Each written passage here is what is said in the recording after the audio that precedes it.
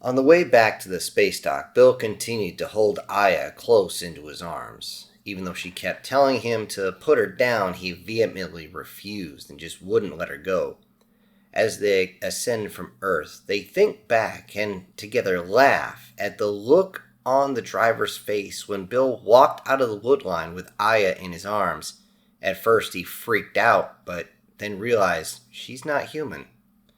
They were both sure that the driver would have said something about her being cybernetic, but he kept it to himself if he was thinking anything. Though when he noticed how Bill had still dripping fresh alien blood from his armor, well, it was clear this guy wasn't going to say anything stupid.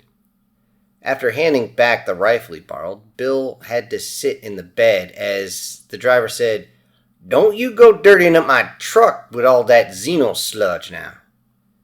Yet, after they found a transmitter strong enough to reach the fleet, Bill made sure he always repaid his debts. From his suit, Bill ejects a small card. The card clearly has some sort of electronics embedded in it, and the driver simply picks it up and looks at it. Bill looks at the driver as he's examining said card and says, "If there's anything you need, don't even hesitate to ask." The driver appreciated the gift, but looked at it as some sort of simple gesture, something to be looked at like a card that's going to be thrown away. He still had not realized who Bill is at this point. All he knew is that a fellow human actually needed assistance, and he gave it. The driver, whose name turned out to be Lucas, didn't think much of the gift until about an hour and a half after they were able to make contact with the fleet.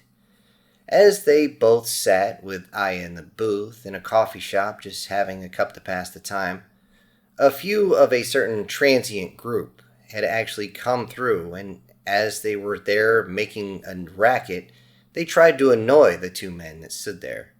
Bill had his helmet up and just didn't even seem to care. He just reached up to the top of the helmet a little bit, pulled it just slightly, just a motion that he wasn't interested in whatever these guys were saying. The gypsy riders kept on their hooting and hollering and raising all sorts of annoyances, but they only got under Bill's skin when they tried picking fun at Aya, mentioning how she had been beaten around by the man and how she needed a new body. One of these transit guys, who clearly didn't like spacers at all, actually got up and claimed that he would just take that robot for some real fun with some real down-to-earth men. Before Bill could even say anything, his comm systems pinged into his ear, but he didn't move. At that point, Bill just looked at Lucas and said, "Looks like my ride's here." At that point, he reached over to the side of his suit, opened up a small compartment, and pulled out a little metal ingot, and Bill placed it down on the table. Then he looked again at Lucas and said, "The coffee's my treat, and you can keep the change, by the way. Whatever you want to tip the waitresses on you." Lucas looked at it and ran his wrist scanner over it. His eyes got real wide when he realized that this is 100% element 115, which is basically like dropping $25,000 on the table for a 50-cent coffee. Bill had got up, picked up Aya back into his arms, and then turned to walk out, but when he stood there, one of these gypsies stood in his way and refused to move, clearly trying to entice Bill into picking a fight, because if he picked a fight while wearing body armor, it wouldn't matter if they actually shot Bill. They'd be in the clear. Bill, very calmly, looked the man in the eye and said, "Excuse me, could you move?" And the gypsy simply stood there, waving his arms open just a little bit, not quite a threatening manner, but trying to show some bravado, and said, "And if I don't?" Bill then actually grinned as he flipped down his helmet, and at that moment, you could see through the windows a destroyer-class ship could be seen coming to rest on the surface. The riders turned and their jaws all opened as they saw this huge beast of a machine coming down and resting. The destroyer itself made almost no sound as it extended its landing struts and very softly landed. The gypsy looked out even closer at the bristling cannons all of which could easily delete this entire coffee shop with a single shot.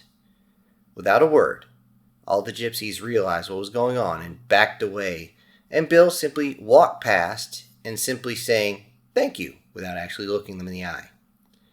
As Bill walked towards the ship, the bay doors opened and he and Aya could see the crew of the ship waiting and waving him along with one of his cousins, his cousin Lisa, who was very easy to differentiate from everybody else as she too was in full armor.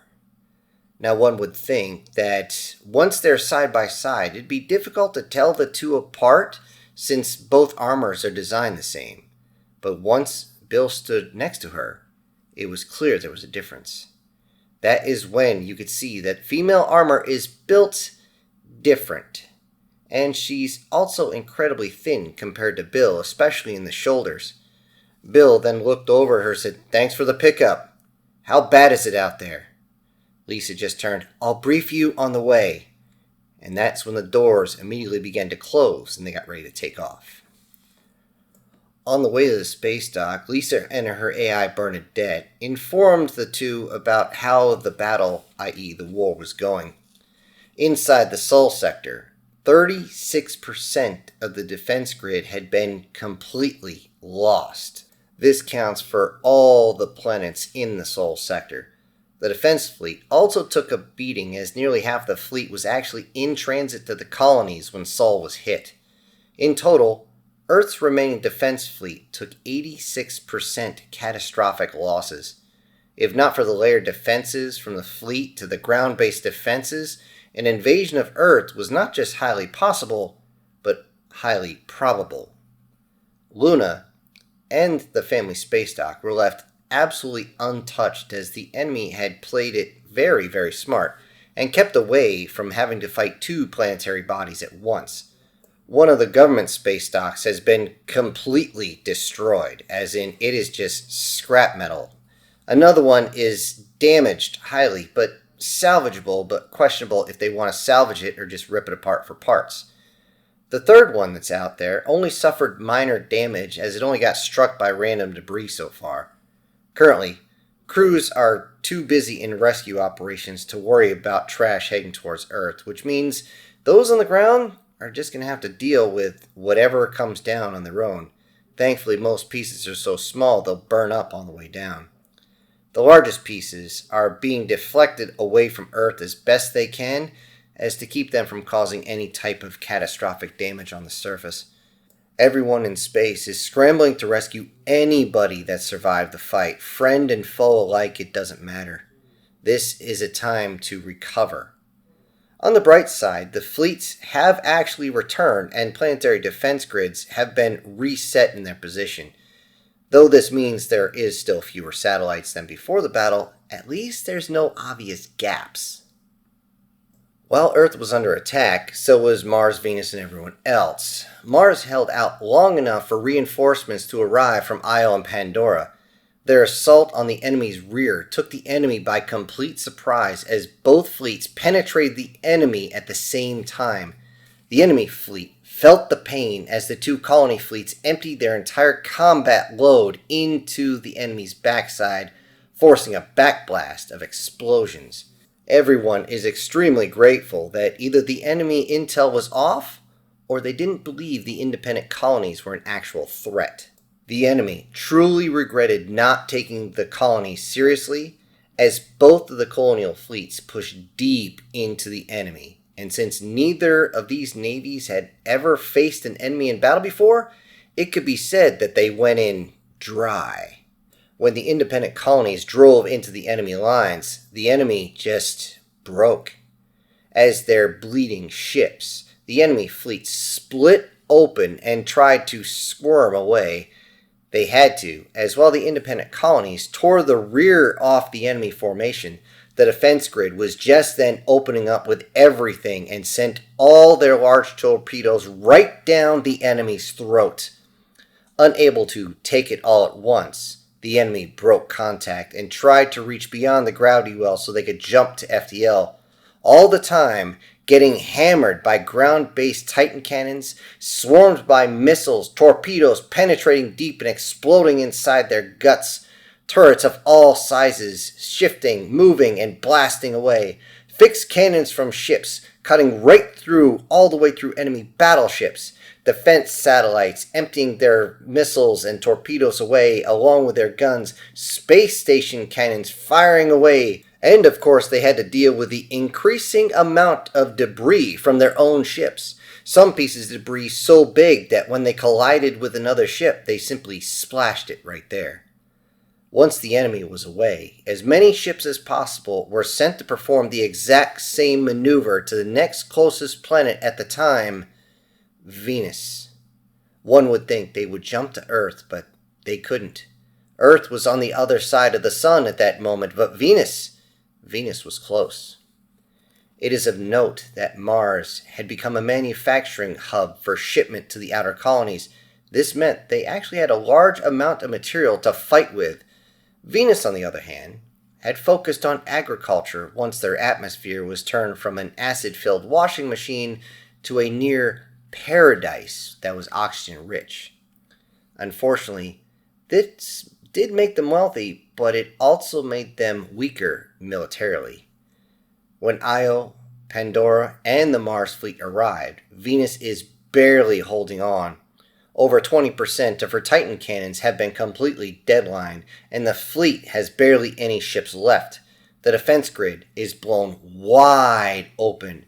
Atmospheric craft are being overwhelmed, and ground forces are taking anything they can, and fighting for their land. It is noted that as soon as they jumped in, one of the helmsmen looked back at the Martian admiral and said, "This is bad. This is bad, right?" With crazed abandon, the reinforcements drove forward with everything they had. They only had one phrase come over the comms, and that one phrase said it all. "Kill them! Kill them all!" Realizing they had help, those on the ground fought with even greater strength. They made the enemy fight for every inch of space, every square centimeter of air, and every square millimeter of the ground. They had run out of ships, and their guns were actually running out of ammunition. Even without it, Venusians fought with knives, sticks, and even their bare hands. This frightened those on the ground, as any reasonable species would have surrendered at this point. Yet, at this point, there is no reasoning with bloodthirsty humans. In space, the already weakened enemy fleet began to get tore apart in large numbers. With the Martian help, the reinforcements for the Venusians were able to pin the enemy fleet against the planet, and if any of the enemy fleet actually tried to escape by going around the planet, yet those who tried would run right into the remaining defense satellites that were on the other side of the planet, along with the remaining ships of the Venusian fleet that would sit there, wait, and pick off the enemy ships as they just reached over the horizon. Now surrounded and outflanked, the enemy has nothing left but to fight it out. Turning their attention to space, those on the ground found themselves out of assistance, without support, without a way to stop the assault of the most dangerous creature in existence, humans with absolutely nothing left to lose. The few that survived will forever understand the horror of any human that seemed to utter the same phrase. The phrase, fuck it. And soon after that phrase, a human would engage with one purpose: to kill and kill and kill and kill until there was either nothing left to kill or they themselves were taken out, which was not so easy as humans were completely juiced up on adrenaline. Only a few recordings, video or audio, would make it out of the Sol sector as the enemy ships scattered the moment their flagship was destroyed, and they would run to the other side of the gravity well with a video that just showed exactly how crazy these murder monkeys truly are. They see a video of a human that jumped through a glass window with some sort of glass beverage container. From that point, he used it as a bludgeon, cracking it across the cranium of any non-terrestrial he found. Then, when it broke, he proceeded to use the shattered end like a blade and just kept slashing and stabbing until he eventually bled out from the plethora of injuries. That was 18 minutes after he came through the window and 74 enemy kills later. By the time Venus was secured, everybody looked towards Earth thinking we need to get there and help him out. But Earth, being the most well-defended planet in all of humanity, is already beginning recovery operation. 2 hours after Venus is declared secured, Bill and Aya are actually boarding the destroyer Bernadette and heading to their family space dock. As they get to the dock and exit the destroyer, they receive a very welcome surprise. Cindy is there offloading all her cargo, and upon seeing her parents, she immediately runs over and gives them a giant hug, actually jumping into her father's arms and landing right on Aya. Cindy then yells, "I'm so glad you're safe. You wouldn't believe what I just went through." That's when she feels something. She feels something poking at her. Something almost sharp. She pulls back a little bit and then looks down at Aya and realizes she's not being carried out of being careful. No, she's missing limbs with damage all over her torso and even her face. Then Cindy says, "Oh, well, maybe you will. Wait a second." Then she flips back and forth. "Where's your ship?" Aya and Bill explain everything that happened, and Cindy was just shocked. That is until she said, "It makes sense, Daddy. You were just too angry to die anyway." This got them all to chuckle before Cindy shares that Joe had actually sent the message. He's out on the periphery cleaning up some of the stragglers. That's when Bill asked, The battle isn't over yet?" Cindy replies, "Oh, hell no." Then she turns to Aya. "Can you pull up the star map so I can go through the rest of the human territory?" Aya does so, and that's when Cindy begins to rattle off what happened. She first points at Alpha Centauri, and she says, "Oh, they were hit hard, but they were able to hold off the entire attack. Their fleet suffered 29% total loss, defense grid 18% total loss, but almost no losses in atmospheric craft or anyone on the surface." Of course, this being the strongest of all the colonies, it doesn't surprise anybody. Then she points over to the Sirius sector with Sirius A, B, and C. She mentions this is where Joe was and talked about how he pretty much pulled their butts out of the fire. She explained that the Sirius sector was hit simultaneously, yet they seemed to be able to coordinate very well. The triple clusters allowed for rapid deployment to each colony once Joe came in and kind of messed things up. Since they could constantly flank the enemy, it makes a wonderful mess of the enemy formations, and the losses were not so bad. 21% total loss over all three colonies, only 7% loss of planetary defense grids, and that's it. That's all of it. For the briefest of moments, Bill thought to himself, "Oh, so they must have just been targeting us, on Earth. Perhaps they didn't go after the colonies so bad." That's when Cindy aimed towards the Bernard sector. "Oh, the Bernard sector got hit hard," she told them. "The new POW area was bombed before they even landed. What little bit of comms chatter that we could find came out with them in dismay at killing their own. The Bernard sector is a near total loss as the main colony was targeted. The fleet for this colony suffered catastrophic losses, and the defense grid only has 6, maybe 10 satellites still functional if they're lucky. Yet on the surface, that is where enemy forces were stopped but cold. They couldn't bring their battleships to bear due to the Titan cannons, and they had lost every single dreadnought by the time they made planetfall. Most frigates and destroyers that actually tried to make planetfall found out real quick that even if they could get to the surface without crashing, well, they're not going to be able to fly again. They're definitely not orbital anymore. Bernard 3 may be one of the oldest colonies, and even though it's mostly an agricultural world now, turns out they still have some teeth. It's noted that Bernard 3 was never interested in upgrading its defenses, believing they were too far from the lines to justify the cost, and because of that, it cost them. It should be noted that Mars had actually sent a portion of their fleet to go help the Bernard sector. As the three continued to speak about what happened, they all received an alert of intel from the Martian fleet. This came with video of them actually arriving, and when they did, turns out they were really pissed off. Examining the display, it's clear that the Martian fleet arrived with weapons primed, and they outflanked, outmaneuvered, outnumbered, outgunned, and seriously outclassed the remaining forces. With no words, they bared down with every weapon at their disposal, not allowing any enemy to escape. Only those that were collecting the remnants of the POWs actually had a chance to leave without being totally annihilated. In the intel, it's clear that a section of the Martian fleet had actually begun to break off to engage these forces that had actually gone to get the POWs. That is when a message came from their admiral.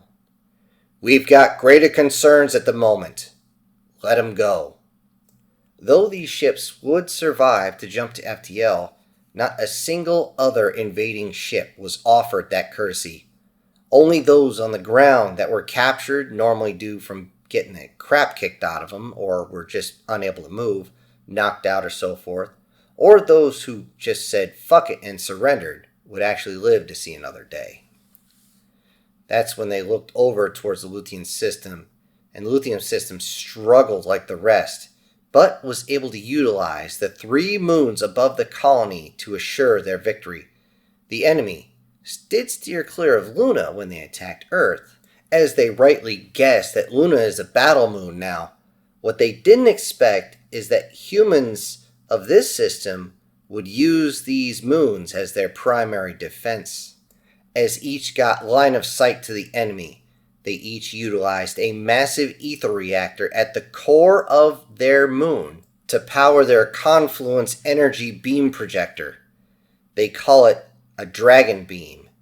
Yet the name has absolutely nothing to do with the ancient creature. Instead, it's named that because it's not used to puncture the enemy. If you aim it directly at one, yes, it's going to go right through.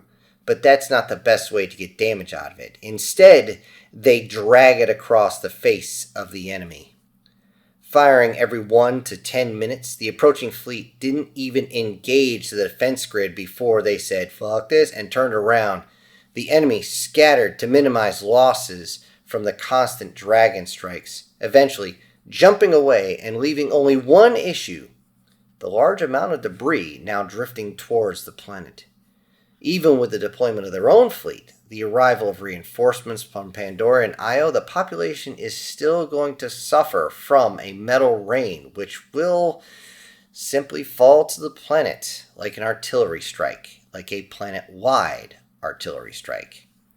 Though it's going to be fairly brief, this will still cause most of the population to simply have to stay in their bunkers, as it's going to cause as much issues as a true planetary invasion. Though well short of an extinction level event, the population will have to stay underground for at least 2 months, as the larger pieces that cannot be caught fall to the planet. After speaking of this, Cindy started speaking of the Y sector, and at that point, Cindy actually stopped, turned to her father, and thanked him for insisting on installing those weapons on her ship. She goes on a very long rant about how her AI Monica has actually earned a reputation for being one tough chick. Monica does actually arrive at that point in her digital form, and looking smug, with something no one else had seen on her digital face before: a big shit-eating grin. Once done talking themselves up, they turn the attention towards the Wolf sector, and it turns out, in the Wolf sector, with their very Spartanistic culture, they turned out to be a very tough nut to crack for the enemy, especially with the new technique they were using. They use their energy shields in a way that seemed to extend the shields out well beyond the ship, as though they began to cover each other, as though they interlock, so that if one ship's shields fails, two or even more shields can cover them as they take time to recharge and reset. This seemed to infuriate the invaders, as they primarily use energy weapons, but not nearly as much as what happened next. In one motion, the defense fleet dropped their shields and fired everything in sequence, resulting in a time on target that caused so much confusion to the enemy formation that they didn't even seem to notice how large sections of their own destroyed ships began to cause even more damage across their fleet. The Wolf sector continued this, and after 4 volleys, the invading species realized that they were getting absolutely nowhere as the enemy charged in close. Even their battleship's energy weapons are barely getting through. It wasn't until the enemy focused fire that they finally broke the wall. The phalanx of defending ships needed a new tactic. Upon seeing the center ships of the defenders go dark, the invaders tried to capitalize on it. They didn't realize that they had been pulled in close for a reason. Wolf ships truly are fewer in number, but they are beyond robust. Each one designed to fight, even if cut in half. The extreme compartmentalization of the ships means that even if you can penetrate the ship, it will just keep smiling at you as it fires into your face and tears you apart. The Wolf ships, with their interlocking shields, now spread out, and since they didn't have to power the shields or wait until they had to lower them, they began to empty their magazines with such speed and accuracy that the enemy fleet pulled a nope and immediately turned to leave, forgetting to check out what was behind them first. The humans of the Wolf sector now had the majority of the enemy ships trapped, as they can't jump to FTL until they clear the gravity well and get far enough from the debris field so they don't have basically a faster than light piece of debris go through their hull, getting fired at and harassed the entire way to where they could get some distance and finally jump out. Very few enemy ships were able to limp away. Despite all this, it seemed as though this was all good news. However, there was a big issue, and it turned out to be the main issue, and that is the Lefande system. This system is almost exclusively populated by crew species. The only human-held planet, Lefande 3, has been actually depopulating in the way of humans for years, being replaced by crew species. However, now 3 of the 4 habitable worlds are still in the first 3 phases of their terraforming so that the crew species can have multiple planets. This makes them very, very easy targets. At this point, very little is known about the battle. There was little in the chance of escape once the shooting started, so anybody who didn't get out by then just wasn't going to get out. What everybody does know is that the harvesters, at least, were stopped, but that's about it. From the looks of it, it seems as though this is the only sector where using the harvesters as sacrificial shields actually seem to work.